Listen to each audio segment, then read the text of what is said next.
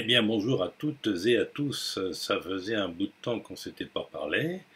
Alors, on va aujourd'hui, dimanche 18 septembre 2022, s'intéresser à Sandrine Rousseau.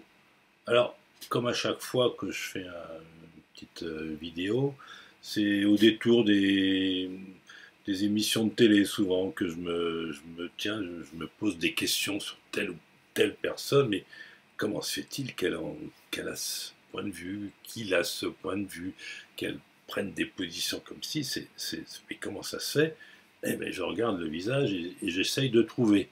Alors, bon, Madame Rousseau, évidemment, vous la connaissez tous, elle est assez intraitable, très radicale dans ses positions, assez dure, catégorique, elle est jusqu'au boutiste, elle ne fait pas de cadeau par rapport à ses positions. Elle est très, très intransigeante, hein, donc on ne va pas se le cacher. Et donc c'est ce radicalisme qui m'intéresse. Et je me dis, mais comment se fait-il qu'elle soit comme ça? Comment ça se fait-il qu'elle puisse en arriver là avec sa personnalité? Eh bien, je l'ai regardé et j'ai quelques solutions. Vous pourrez me dire si elles sont bonnes ou pas. Par contre, vous avez 10 secondes pour vous faire un avis en regardant ce premier visage. Allez, on se donne 10 secondes. 5, 4, 0, on y va.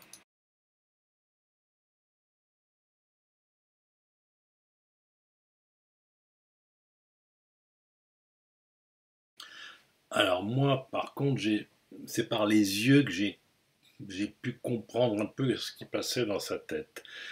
Qu'est-ce que vous voyez dans ses yeux? Bon, elle a de beaux yeux, bien sûr, mais elle a l'œil ouvert, trop ouvert, très souvent ouvert. C'est-à-dire qu'il est ouvert dans le sens où la paupière remonte un petit peu plus que dans la moyenne, et elle découvre plus l'iris que dans la moyenne des gens.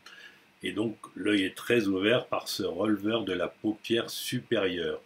Vous allez me dire, ouais, sur ce cliché, bon, ce qu'il faut voir en fait, c'est la dizaine, vingtaine de clichés. Vous allez observer en général beaucoup ce regard trop ouvert. Et donc, pour moi, c'est le point de départ et je vous expliquerai après, de sa personnalité. Alors, ce regard très ouvert, d'où il vient? Alors, soit c'est de naissance, soit c'est acquis pendant l'enfance. Bon, ça, en vérité, je n'en sais rien, hein. Bon, peu importe, ce qui compte, c'est le résultat.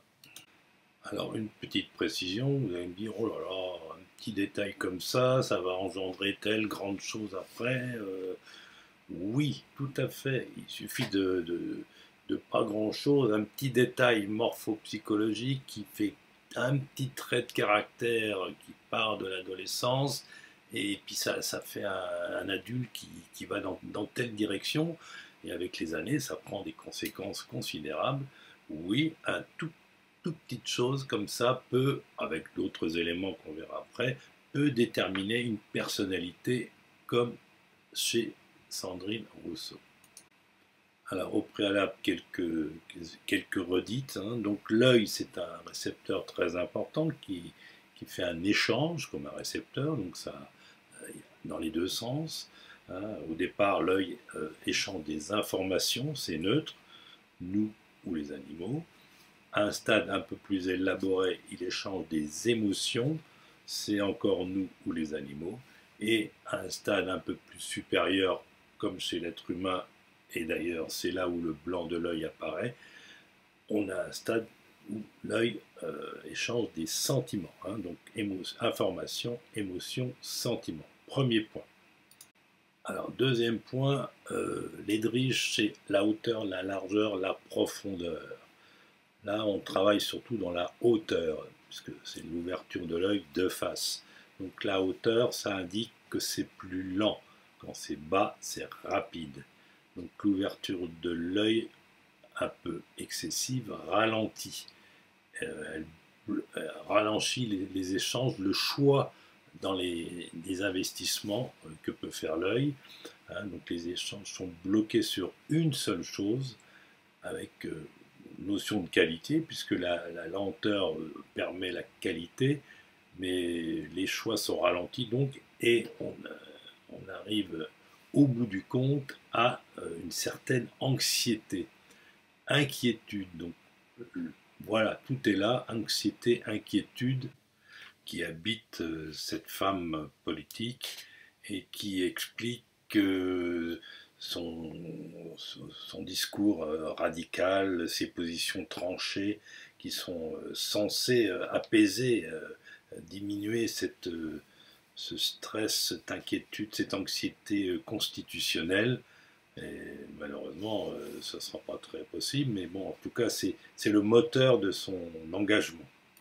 Alors, troisième et dernier point de rappel, qu'est-ce qui fait que l'œil s'ouvre? Eh bien là, on est dans les muscles du visage, on est avec Hermiane, les 26 muscles du visage. Donc, l'ouverture de l'œil, c'est le releveur de la paupière supérieure. Hein.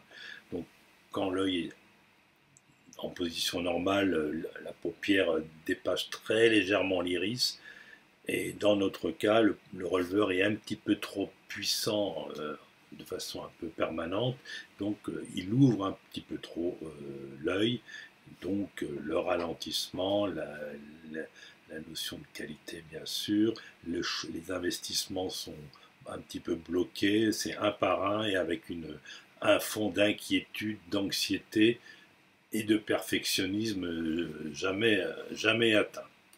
Alors pour compléter cet œil, parce que j'étais un petit peu long, eh bien maintenant on passe à d'autres éléments qui vont aller dans le sens de ma théorie, de mon explication. Hein. Alors vous voyez également sur son visage, qu'est-ce que vous voyez d'autre? Une racine du nez un petit peu large. Donc là c'est la philosophie qui passe par cette racine du nez. Et donc ça veut dire qu'on aime bien imposer ses idées et qu'on a un bon jugement sur soi-même. Hein. Donc ça va conforter son engagement avec un nez un petit peu, peut-être pas très court, mais enfin en tout cas il n'est pas long, donc il y a une bonne vitesse de décision, peut-être dans certains cas un peu de précipitation pour un petit peu aboutir. Alors l'œil, par ailleurs, l'œil par rapport aux sourcils sont assez resserrés, l'œil est proche des sourcils, donc l'œil est concentré. Donc elle est très centrée sur ses objectifs. Elle ne se laisse pas dissiper par d'autres choses. Elle est très dans son domaine et sans aller se balader partout. Elle reste dans ses objectifs avec un mode d'action assez, finalement quand même assez doux, si je puis dire, avec cette région sourcilière légèrement arrondie. Bon, encore heureux, on est quand même, on n'est pas dans le combat de boxe, donc il y a une certaine douceur quand même, bon, malgré tout le reste. Et on peut un petit peu terminer par la zone inférieure, hein, ce tonus qui est extrêmement bon, il y a un bon tonus, donc c'est la zone inférieure qui n'est pas enrobée, qui n'est pas avec des plis de possier, tout ça. Enfin bon, il y a une réactivité extraordinaire, donc elle arrive à faire face à tout, hein, avec bonne détermination, il n'y a pas de doute, il n'y a pas de houppe hein, qui va un peu plier la lèvre inférieure. Il y a une espèce d'équilibre général parce que le visage est un petit peu de type musculaire au niveau typologique, une polyvalence, pas mal de cérébralité, hein, l'œil est très pétillant, le blanc est très blanc, voilà, tout un ensemble de choses qui font aboutir à notre Sandrine au Rousseau national. Alors pour terminer, les narines ne sont pas en V vraiment, mais il y a une tendance, donc il y a quand même du punch dans les confrontations, et avec un phrasé rapide, avec cette lèvre inférieure très basse par rapport à la zone du menton. Voilà, deux petits points. Pour conclure, bien voilà, c'est un exemple assez typique d'une personne, hein, c'est ce qu'il faut vous posez comme question quand vous avez affaire à des gens qui vous interloquent, bon, comment ça se passe, comment fonctionne-t-il? Bon, en tout cas, moi, c'est ce qui m'intéresse depuis 50 ans. Donc j'aime bien comprendre les gens, comment ils fonctionnent, comment ils développent leur psychologie. Mais alors bon, à l'aide de la morphopsychologie, hein.